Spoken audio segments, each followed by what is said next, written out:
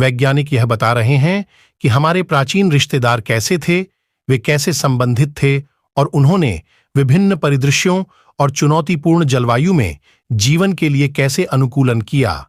मानव वंश लगभग 7 मिलियन वर्ष पहले चिंपैंजी वंश से अलग हो गया था।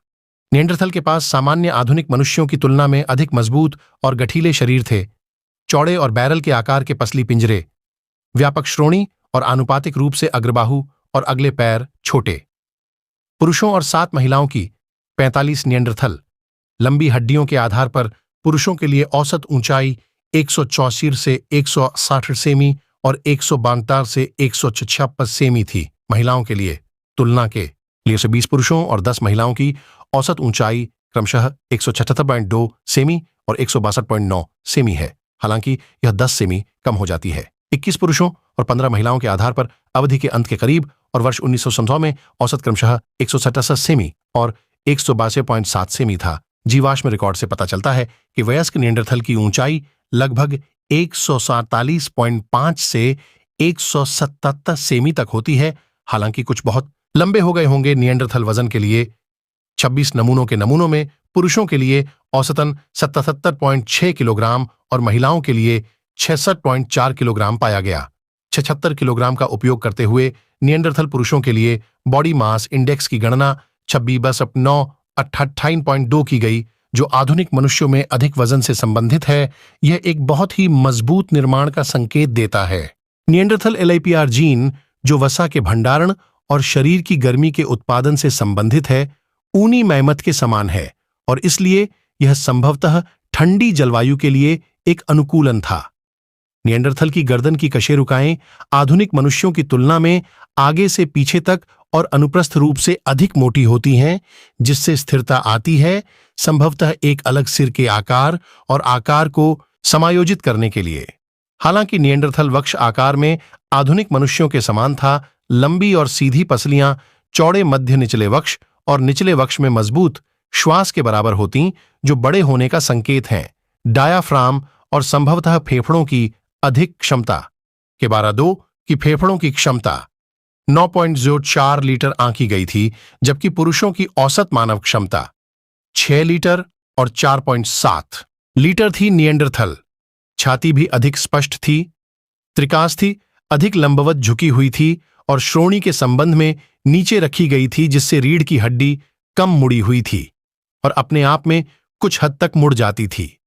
आधुनिक आबादी में यह स्थिति आबादी के केवल एक अनुपात को प्रभावित करती है और इसे काठ का त्रिकास्थि के रूप में जाना जाता है। रीढ़ की हड्डी में इस तरह के संशोधनों से साइड टू साइड लचीलेपन में वृद्धि होगी, जो व्यापक निचले वक्ष को बेहतर समर्थन देगा।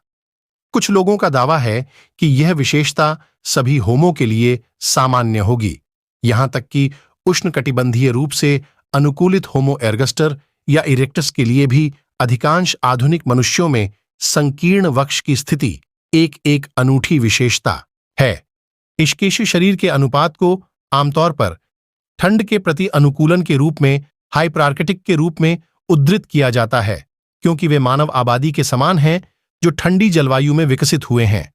निएंडरथल का निर्माण आधुनिक मनुष्यों के बीच इनुइट और साइबेरियन यूपिक्स के समान है और छोटे अंगों के परिणाम स्वरूप शरीर की गर्मी अधिक बनी रहती है। यूपिक्स के समान है और छोटे अंगों के परिणाम स्वरूप शरीर की गर्मी अधिक बनी रहती है। फिर भी अधिक समशीतोष्ण जलवायु वाले निएंडरथल जैसे इबेरिया अभी भी हाइपरार्कटिक काया को बरकरार रखते हैं। 2019 में अंग्रेजी मानव विज्ञानी जॉन स्टीवर्ट और उनके सहयोगियों ने सुझाव दिया कि निएंडरथल को स्प्रिंटिंग के लिए अनुकूलित किया गया था। निएंडरथल को स्प्रिंटिंग के लिए अनुकूलित किया गया था क्योंकि निएंडरथल ठंडे मैमथ स्टेप के बजाय गर्म जंगली क्षेत्रों को पसंद करते थे और DNA विश्लेषण से निएंडरथल में तेज चिकोटी मांसपेशी फाइबर के उच्च अनुपात का संकेत मिलता है। आधुनिक मनुष्यों की तुलना में उन्होंने उनके शरीर के अनुपात और अधिक मांसपेशियों को धीरज उन्मुख आधुनिक मानव शरीर के विपरीत दौड़ने के अनुकूलन के रूप में समझाया, क्योंकि दृढ़ता से शिकार करना केवल गर्म जलवायु में प्रभावी हो सकता है, जहां शिकारी गर्मी की थकावट के बिंदु तक शिकार को चला सकता है। उनकी एड़ी की हड्डियां लंबी थीं, जिससे उनकी दौड़ने की सहन शक्ति कम हो गई थी, और उनके छोटे अंगों ने अंगों पर क्षणिक भुजा को कम कर दिया होगा, जिससे कलाई और टखनों पर अधिक शुद्ध घूर्णी बल की अनुमति होगी, जिससे तेजी से त्वरण होगा। 1981 में अमेरिकी पुरातत्व विज्ञानी एरिक ट्रिंकॉस ने इस वैकल्पिक व्याख्या पर ध्यान दिया, लेकिन इसे कम संभावना वाला माना।